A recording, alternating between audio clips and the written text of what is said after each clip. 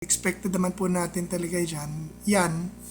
Dahil sa nakikita nating pagkilos ng administrasyon ngayon, yun bang panayang kaso na ginagawa nila sa lahat ng mga kalaban nila sa politika at ginagamit ang ICC at weaponize ang ICC para busin ang kalaban nila sa politika. Sir, nung mailabas po itong mga listahan po, ano po yung unang reaction nyo agad, or meron na po ba kayong information, initial na information na kasi marami na mga lumalabas pa bago pa itong official talaga, no, na redacted yung mismong dokumento po. Ano po yung naging reaction ninyo ukol po dito? Matagal na pong usap-usapan yung ICC warrant of arrest na yan sa Calabato, Calabong, kala Secretary Giri at sa iba pang mga opisyal ng dating gumanap sa drug war ng Pangulong Duterte. Pero number two, expected naman po natin talaga yan. Dahil sa nakikita nating pagkilos ng administrasyon ngayon, yun bang panayang kaso na ginagawa nila sa lahat ng mga kalaban nila sa politika at ginagamit ang ICC at weaponize ang ICC para busin ang kalaban nila sa politika. This is nothing but legal elimination of political opponents. Hindi ho magandang practice ito dahil ikay sa atin ng saligang batas para ang tao makapamili ng kanyang leader. So when you weaponize the law, more so a foreign court, to eliminate your opponents, then you are undermining or subverting the power. Inaalis mo ang kapangyarihan na binigay ng saling batas o kapangyarihan ng tao makapamili ng kanyang leader sa pamamagitan ng kapangyarihan ng tao na ipinahiram din po sa iyo.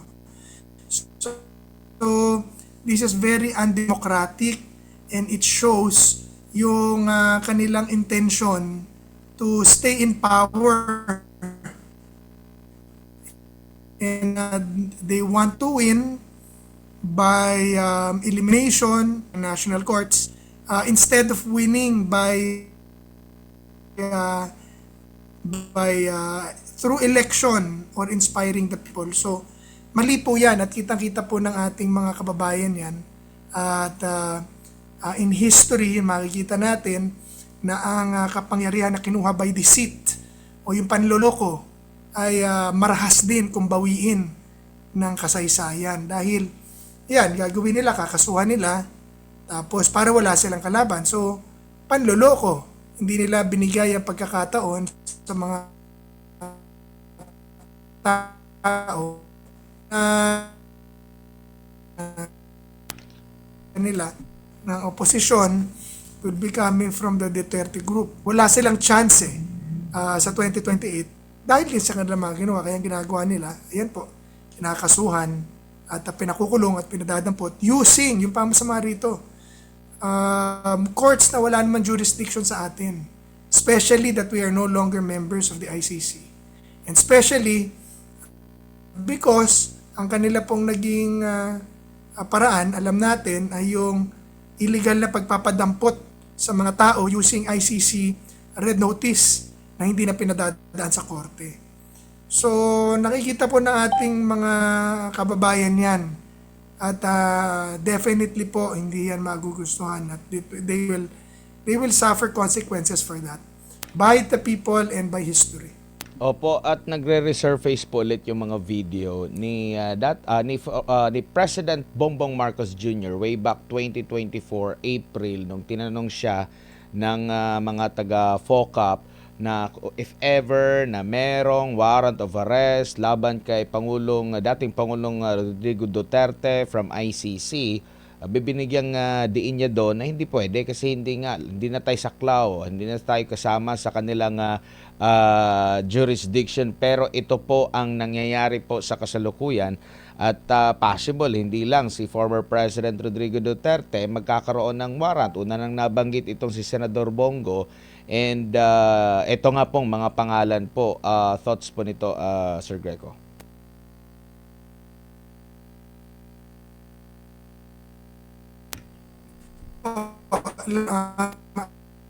Nagulat ako, hindi sina magugulat in the coming future na pati si Sara po isama na dyan. Dahil yan po talaga ang kanilang strategy para manalo. Gagamitin nilang ICC, mga mali po yun.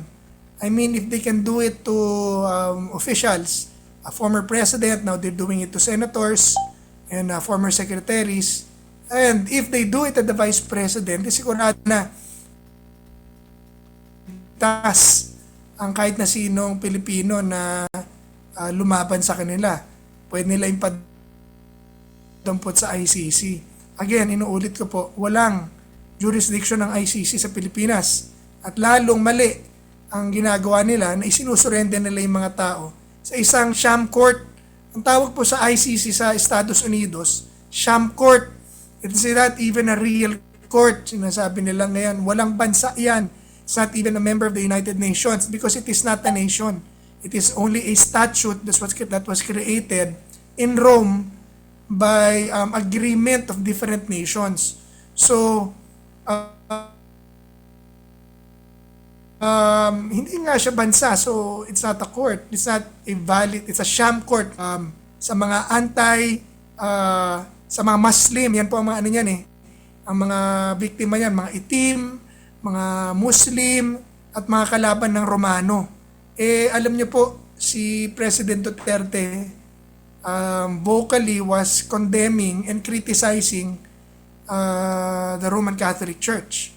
Kaya po yung ICC galit na galit sa kanya dahil walang nagbulgar sa kamalian ng Roma maliban sa Pangulong Duterte. So ngayon, ginagamit po yan ng administrasyon. And obviously, si President Marcos, dalawa po ang maaaring nangyayari. Number one, yung sabi ng marami, hindi na naman siya nagpapatakbo ng ating bansa. Number two, nagbagong isip niya nung siguro masulsulan ng kanyang mga kasama na ba't pa natin ibibigay sa iba to? Let's stay in power. Diba? So, dayain na natin ang eleksyon, bilhin na natin ang boto, hawakan na natin ang Kongreso para manatili tayo sa kapangyarihan. But then, we are a democracy. Hindi po ganyan sa ang ating bansa. Talaga hong merong dapat na 6 na taon daw. That's why I'm also, thirdly and lastly, I'm proposing talaga na baguhin na natin through CONCO ng ating saligang batas. Lumipat na mag-shift na tayo sa parliamentary and federal form of government. Dahil sa parliamentary system, mas madali natin ma-hold accountable ang pinuno ng pamahalaan. Every week, meron siyang question hour. Yung mismo na namumuno, yung Prime Minister at kanyang kabinete. At with a vote of no confidence, antimano napapalitan siya. Hindi na tayo maiipit sa isang masalimuot na impeachment process at paghihintay ng 6 na taon sa kamay ng isang hindi magaling na leader.